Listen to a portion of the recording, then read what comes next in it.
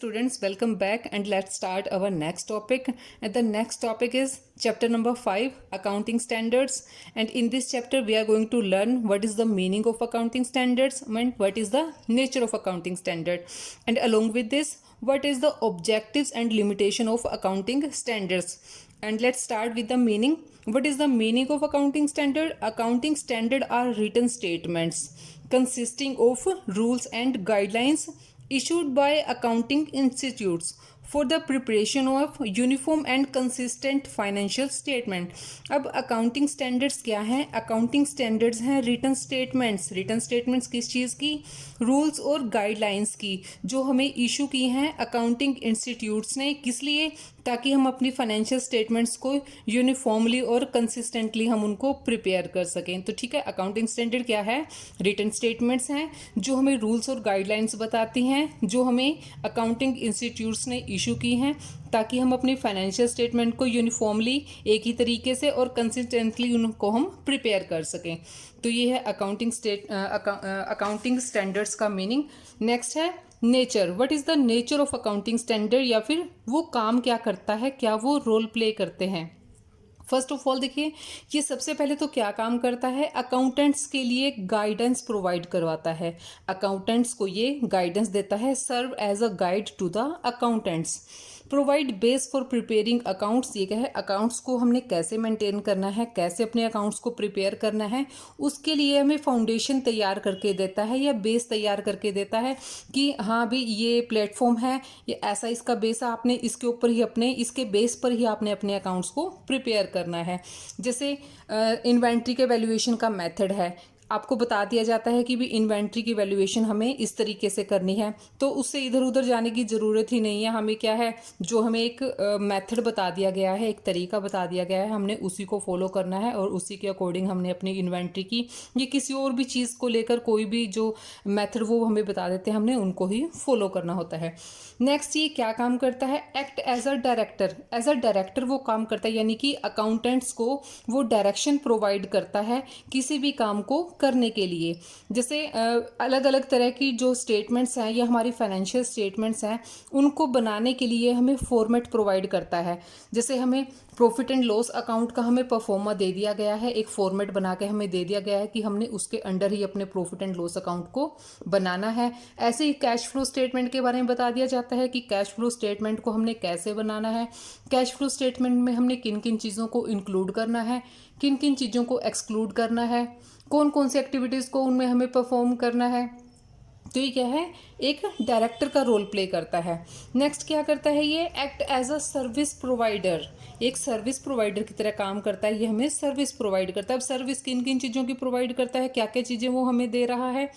एक तो क्या करता है? अकाउंटिंग स्टैंडर्ड्स प्रोवाइड करता है. और अकाउंटिंग स्टैंडर्ड में जैसे क्या एग्जांपल है इसका, कि जो हमने पीछे अकाउंटिंग टर्म्स पढ़ी हैं उनको डिफाइन करता है कि किस टर्म में क्या है और क्या उसको हमने कैसे ट्रीट करना है. और स्टैंडर्ड्स को स्पेसिफाई करता है, स्टैंडर्ड्स के बारे में हमें एक्सप्लेन में बताता है. और जो भी इंफॉर्मेशन हमें अपने अकाउंट्स में, अपनी फाइनेंशियल स्टेटमेंट्स में हमें एक्सप्लेन करनी है, उनको हमने कैसे डिस्क्लोज करना है, कैसे हमें उसे अदर पार्टी के सामने या जो दूसरी पार्टीज है उनके सामने हमने उसको कैसे प्रेजेंट करना है. ठीक है, तो ये क्या है? एक सर्विस प्रोवाइडर की तरह भी काम करता है. और फोर्थ, इसका क्या काम है, क्या रोल प्ले करता है? ये एक्ट एज ए हार्मोनाइजर. हार्मोनाइजर की तरह रोल प्ले करता है. हार्मोनाइजर का मीनिंग क्या होता है? कि कन्फ्लिक्ट होने से रोकना. ठीक है, अगर किसी के बीच में कन्फ्लिक्ट होने के चांसेस हैं उसको दूर करना. अब उसको वो कैसे दूर कर सकता है? दे आर नॉट बायस्ड, क्योंकि जो अकाउंटिंग स्टैंडर्ड्स हैं वो बायस्ड नहीं है, उनमें कोई पार्शलिटी नहीं है, वो सबके लिए सेम है और सब उनको एज इट इज़ ही फॉलो करते हैं.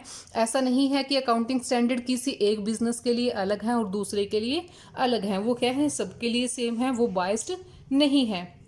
और दूसरा क्या है? ये सॉल्यूशंस प्रोवाइड करते हैं. ठीक है ना, ये क्या करते हैं? सॉल्यूशन प्रोवाइड करते हैं. हमें किसी भी प्रॉब्लम को कैसे सॉल्व करना है, कैसे करना है, उसके बारे में वो हमें इंफॉर्मेशंस देते हैं. अब नेक्स्ट देखिए, ये तो थे इसके मीनिंग और नेचर, या फिर ये क्या रोल प्ले करता है.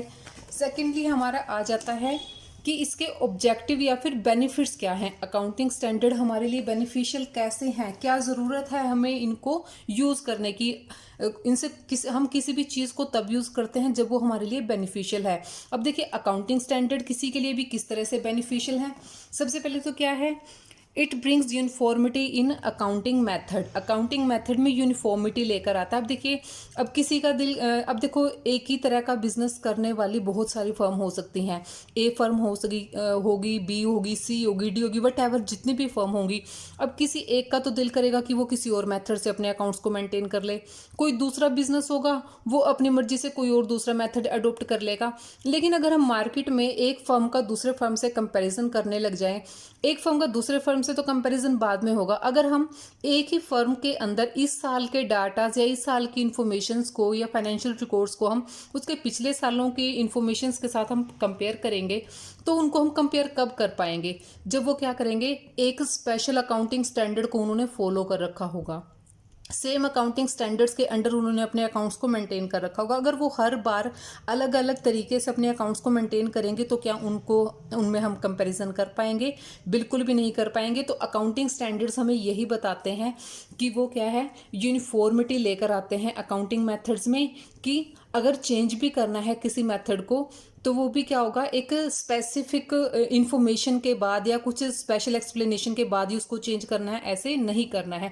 अब इसका एग्जांपल देखिए, जैसे डेप्रीशिएशन है, अकाउंटिंग स्टैंडर्ड 6 जो है वो हमें डेप्रीशिएशन के बारे में बताता है कि हमने डेप्रीशिएशन कैसे चार्ज करना है। ठीक है, इसको आप +1 के ही चैप्टर नंबर 16 में इसको पढ़ोगे, डेप्रीशिएशन का पूरा एक्सप्लेनेशन है वहाँ पे। तो डेप्रीशिएशन का जो अकाउंटिंग स्टैंडर्ड है वो क्या है, अकाउंटिंग स्टैंडर्ड 6। अब नेक्स्ट क्या है, इसका ऑब्जेक्टिव या इसका क्या बेनिफिट है, सिंप्लीफाई द अकाउंटिंग इन्फॉर्मेशंस।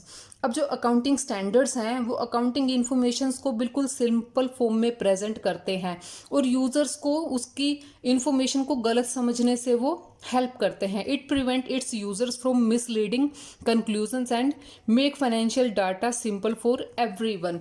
अब क्या है, किसी भी फाइनेंशियल स्टेटमेंट से किसी पर्सन को क्या है, कुछ गलत इन्फॉर्मेशन वो लेने नहीं देते हैं। वो इस तरह से अकाउंट्स को प्रेजेंट करने में हेल्प करते हैं, इस तरह से डाटास को प्रेजेंट करने में हेल्प करते हैं कि जो डिफरेंट यूजर्स हैं वो इसको बिल्कुल सिंपल और एकदम एक्यूरेट मैनर में उनसे अपनी ज़रूरत के अकॉर्डिंग वो इन्फॉर्मेशन को वहाँ से ले सकते हैं।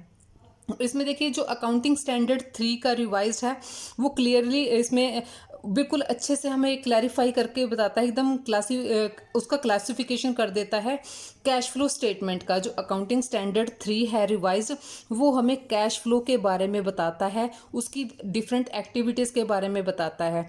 तो ये देखिए ये स्टैंडर्ड्स आपको याद करने हैं, लेकिन इनको बहुत ज़्यादा आपको अभी से ज़रूरत नहीं है, लेकिन आपको जस्ट इन्फॉर्मेशन होनी चाहिए, पता होना चाहिए कि कौन सा अकाउंटिंग स्टैंडर्ड किस पर्टिकुलर ट्रांजैक्शन के लिए है, किस पर्टिकुलर अकाउंट के लिए है। अकाउंटिंग स्टैंडर्ड 3 जो रिवाइज है वो कैश फ्लो स्टेटमेंट के लिए है। +1 में तो ये टॉपिक नहीं है आपका, +2 में आप इसको पढ़ोगे कैश फ्लो स्टेटमेंट को। तो ये हमें बताता है कि जो कैश फ्लो स्टेटमेंट है उसमें किस किस एक्टिविटी को इंक्लूड करना है और किस किस को नहीं करना है। नेक्स्ट इसमें आ जाता है कि इसका क्या बेनिफिट है अकाउंटिंग स्टैंडर्ड्स को यूज़ करने का या फिर इनको फॉलो करने का। ये हमें फ्रॉड्स और मैनिपुलेशन से बचाते हैं। बिजनेस में या अकाउंट्स में फ्रॉड होने के बहुत चांसेस होते हैं, क्योंकि देखिए ह्यूमन बींग वहाँ पे इन्वॉल्व होता है। जहाँ पे ह्यूमन बींग इन्वॉल्व है, ह्यूमन की नेचर है कि वो अपनी मर्जी से वहाँ पे कुछ ना कुछ गड़बड़ या चाहे वो फ्रॉड भी ना करे, ऐसा नहीं है कि हम किसी को ऐसे बोल सकते हैं कि भी वो फ्रॉड करने वाला है, लेकिन मिस्टेक भी हो जाती हैं। लेकिन अगर अकाउंटिंग स्टैंडर्ड्स को हम फॉलो कर रहे हैं अच्छे से, तो ना तो मिस्टेक होने के चांसेस होंगे, अगर होंगे तो बहुत कम होंगे, और फ्रॉड्स और मैनिपुलेशन से तो बहुत अच्छे से बचा जा सकता है इसमें। ठीक है, तो जो अकाउंटिंग स्टैंडर्ड्स हैं वो हमें गलत इन्फॉर्मेशन या जो इन्फॉर्मेशन है उनको गलत तरीके से प्रेजेंट करने से भी रोकता है। मैनेजमेंट को वो कंट्रोल करता है कि वो अपनी जो डाटास हैं या इन्फॉर्मेशन हैं उनको वो मैनिपुलेट नहीं कर सकते, और जो दूसरे यूज़र हैं वो क्या है, बहुत अच्छे से उन अकाउंट्स को देख सकते हैं, समझ सकते हैं, और वहाँ से क्या है अपनी जो यूज़फुल इन्फॉर्मेशन है उनको वो ले सकते हैं। नेक्स्ट है इसकी लिमिटेशंस। अब अकाउंटिंग स्टैंडर्ड्स की लिमिटेशंस क्या है? अब देखो, जहाँ इतने सारे बेनिफिट होते हैं किसी भी चीज़ के, तो उसके कुछ ना कुछ लिमिटेशन भी होते हैं। सबसे पहले तो क्या है, इसकी जो नेचर है वो रिज्ड है, रिज्ड इन नेचर। अब देखिए, क्योंकि इनको इतनी जल्दी से चेंज नहीं किया जा सकता, इतनी आसानी से इनमें हम चेंजेस नहीं ला सकते, तो इसकी नेचर क्या हो जाती है, रिज्ड हो जाती है। बिकॉज ये अकाउंटेंट्स को रिस्ट्रिक्ट करता है, रोकता है कि अगर कोई दूसरा सुटेबल सोल्यूशन मिल भी रहा है तब भी वो क्या है, अकाउंटिंग स्टैंडर्ड्स को फॉलो करने के चक्कर में क्या करता है, उनको जो सुटेबल सॉल्यूशन है या बेटर अल्टरनेटिव अवेलेबल है उसको वो यूज़ नहीं कर पाता है। नेक्स्ट है बेस्ड ऑन हिस्टोरिकल कॉस्ट। अब देखिए, जो अकाउंटिंग स्टैंडर्ड्स हैं वो हिस्टोरिकल कॉस्ट को ही यूज़ करते हैं। अब हिस्टोरिकल कॉस्ट को क्यों यूज़ करते हैं? देखिए, जब हम बैलेंस शीट बनाते हैं, असेट्स और लाइबिलिटीज़ को वहाँ पे हम रिकॉर्ड करते हैं, तो सभी असेट्स को हम हिस्टोरिकल कॉस्ट पे ही रिकॉर्ड करते हैं, क्योंकि जिस कॉस्ट पे हमने असेट्स को एक्वायर किया होता है उसी कॉस्ट को हम अपने अकाउंट्स में रिकॉर्ड करके रखते हैं। और जो डेप्रिसिएशन वगैरह भी लगाना होता है वो भी हम उसकी जो एक्चुअल कॉस्ट है, जो जिस पे हमने उसको एक्वायर किया था, उसी के बेस पर हम क्या है उसको डेप्रिशिएट करते हैं। तो ये क्या है, जो प्रेजेंट में उस असेट की वैल्यू होगी, जो लेटेस्ट उसकी मार्केट वैल्यू होगी, उसको उसको वो इग्नोर करता है। तो ये क्या है, हिस्टोरिकल जो कॉस्ट है उसके ऊपर ये। नेक्स्ट इसकी लिमिटेशन है, it obstruct the judgement of auditor. क्या, ऑडिटर के जजमेंट को ऑब्स्ट्रक्ट करता है, उसमें रुकावट लाता है। रुकावट कैसे लाता है? देखिए, जो ऑडिटर है जब वो किसी भी कंपनी की या किसी भी बिजनेस की फाइनेंशियल स्टेटमेंट्स को वो ऑडिट करेगा, तो उस रिपोर्ट में वो अपनी पर्सनल जजमेंट को इंक्लूड नहीं कर सकता। उसे क्या है, जो अकाउंटिंग स्टैंडर्ड्स हैं, अकाउंटिंग स्टैंडर्ड्स को फॉलो करना उसके लिए बहुत ज़रूरी है। उनको फॉलो किए बिना वो अपनी ऑडिटर रिपोर्ट तैयार नहीं कर सकता। नेक्स्ट है इंडियन अकाउंटिंग स्टैंडर्ड्स। अब इसके नाम से पता चलता है कि जो इंडियन अकाउंटिंग के लिए स्टैंडर्ड्स फिक्स किए गए हैं उन्हें हम कहेंगे इंडियन अकाउंटिंग स्टैंडर्ड्स। अब इंडियन अकाउंटिंग स्टैंडर्ड्स क्या है? Indian accounting standards are Indian version of international financial reporting standards, जो इंटरनेशनली अडोप्टेड हैं फाइनेंशियल रिपोर्ट तैयार करने के लिए। जो स्टैंडर्ड्स फाइनेंशियल रिपोर्ट्स को तैयार करने के लिए इंटरनेशनल लेवल पर यूज़ किए जाते हैं, उनके इंडियन वर्जन को ही इंडियन अकाउंटिंग स्टैंडर्ड्स का नाम दिया गया है। अब ये जो इंटरनेशनल फाइनेंशियल रिपोर्टिंग स्टैंडर्ड्स हैं ये कहाँ से आए हैं? ये गाइडलाइंस हैं किसके? इंटरनेशनल अकाउंटिंग स्टैंडर्ड बोर्ड के। इंटरनेशनली अकाउंटिंग स्टैंडर्ड बोर्ड जो है उसके जो गाइडलाइंस है वही क्या है, IFRRs हैं। ठीक है, अभी ये क्या करते हैं, इंडियन अकाउंटिंग स्टैंडर्ड्स क्या हैं, प्रिंसिपल बेस्ड हैं, प्रिंसिपल के बेस पर वो काम करते हैं। They cover all the accounting terms. Accounting standards में जो हमने पीछे सभी अकाउंटिंग टर्म्स पढ़ी हैं उन सबको इसमें इंक्लूड किया गया है, वो सब इसी के अंदर आती हैं। इसमें हमने क्या है, चैप्टर 2 में इसके बारे में हमने पढ़ा है, लास्ट जो टॉपिक्स हमने कंप्लीट किए हैं। अब देखिए इसके ऑब्जेक्टिव्स क्या हैं, इंडियन अकाउंटिंग स्टैंडर्ड्स के ऑब्जेक्टिव क्या हैं? सबसे पहले तो ये इंडियन वर्जन है IFRs का। सेकेंडली ये कॉम्प्रिहेंसिव है, ये सभी टर्म्स को अपने अंदर इंक्लूड करते हैं, जितने भी प्रिंसिपल्स हैं, जितने भी अकाउंटिंग टर्म्स हैं, सबको हमने क्या है अकाउंटिंग स्टैंडर्ड्स में ही इंक्लूड किया हुआ है। थर्डली ये क्या है, प्रिंसिपल बेस्ड हैं। It facilitates transparency and accountability. अब जब अकाउंटिंग स्टैंडर्ड्स को फॉलो करते हैं तो हमारे जो अकाउंट्स हैं वो ट्रांसपेरेंट होते हैं, हमारी इन्फॉर्मेशन ट्रांसपेरेंट होती है, उसमें कुछ भी छुपा नहीं रहता है, वो सबके सामने होता है। और अकाउंटेबिलिटी भी यहाँ पे हो जाती है, क्योंकि सभी चीज़ों की अकाउंटिंग वहाँ पे हो जाती है, तो वो अकाउंटेबल बनाता है सभी इन्फॉर्मेशंस को। नेक्स्ट इसके बेनिफिट्स क्या हैं? अब इंडियन अकाउंटिंग स्टैंडर्ड्स के क्या बेनिफिट हैं? एक तो क्या है, ये जो इंडियन बिजनेस एनवायरनमेंट है उसके लिए बेस्ट है, उसके लिए सुटेबल है। नेक्स्ट क्या है इसमें, clear report and guidelines for financial reports जो हम तैयार करते हैं उनके लिए क्या है, एकदम क्लियर, एकदम साफ सुथरी गाइडलाइंस वो हमें प्रोवाइड करवाता है। और क्या है इसका benefit, helps in uniformity of financial statement. अब देखिए फाइनेंशियल स्टेटमेंट्स का यूनिफॉर्म होना बहुत ज़रूरी है। अगर वो यूनिफॉर्म नहीं होंगी, एक जैसी नहीं होंगी, या हर बार अलग मेथड से हम अकाउंटिंग का काम करेंगे या फाइनेंशियल स्टेटमेंट को हर बार अलग तरीके से हम प्रिपेयर करेंगे, तो हम अपने प्रॉफिटेबिलिटी को एक साल से दूसरे साल के साथ कंपेयर नहीं कर पाएंगे, और ना ही हमारी तरह का बिजनेस करने वाली जो दूसरी फर्म्स हैं उनके साथ हम कंपेयर कर पाएंगे कि कौन से बिजनेस की परफॉर्मेंस ज़्यादा बेटर फैक्टर है।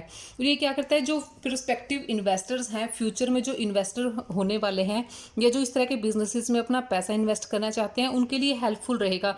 क्योंकि देखो ये ट्रांसपेरेंट होते हैं। ट्रांसपेरेंसी, अगर हम अकाउंटिंग स्टैंडर्ड्स को फॉलो करते हैं तो हमारे अकाउंट्स में ट्रांसपेरेंसी आ जाती है। ट्रांसपेरेंसी आने से क्या होगा कि क्लियर पता चलेगा कि कौन से जो बिजनेस है वो प्रॉफिटेबल हैं या प्रॉफिटेबल नहीं है, किस तरह की उसमें प्रॉब्लम्स आती हैं, उन प्रॉब्लम्स को कैसे सॉल्व किया जाता है, किन अकाउंट्स को कैसे मेंटेन किया जाता है, अदर पार्टीज़ के लिए इन्फॉर्मेशन कैसे प्रोवाइड की जाती हैं। तो जो प्रोस्पेक्टिव इन्वेस्टर्स हैं या पोटेंशियल इन्वेस्टर हैं, उनके लिए भी ये हेल्पफुल होते हैं। उन्हें पता चल जाता है कि हमें किस बिज़नेस में इन्वेस्ट करना चाहिए और किस में नहीं करना चाहिए। और इसकी लास्ट और सबसे जो इम्पोर्टेंट बेनिफिट है वो ये है कि ये फ्रॉड और मैनिपुलेशन से बचाता है। अब जब मैनेजमेंट हैं या अकाउंटेंट्स हैं, वो जब फाइनेंशियल स्टेटमेंट्स को प्रिपेयर करते हैं तो वो क्या करते हैं, अपनी पर्सनल जजमेंट के बेस पर अकाउंट्स को प्रिपेयर नहीं कर सकते। अपने खुद के बेनिफिट्स को देखते हुए वो कोई भी चेंजेस उसमें नहीं ला सकते, क्योंकि उन्होंने अकाउंटिंग स्टैंडर्ड्स को फॉलो करना होता है। अगर जो पर्सन अकाउंटिंग स्टैंडर्ड्स को फॉलो करते हुए अपने अकाउंट्स को मेंटेन करेगा तो डेफिनेटली वो क्या है, अपनी मर्जी से उसमें कोई भी फ्रॉड या फिर कोई भी चेंजेस वो नहीं ला सकता है। तो ये था हमारा टॉपिक आज, ये हमारा कंप्लीट हो गया है, chapter number 5 accounting standards. So dear students, if you found it helpful, so please do not forget to subscribe my channel, press the like button. Thank you so much.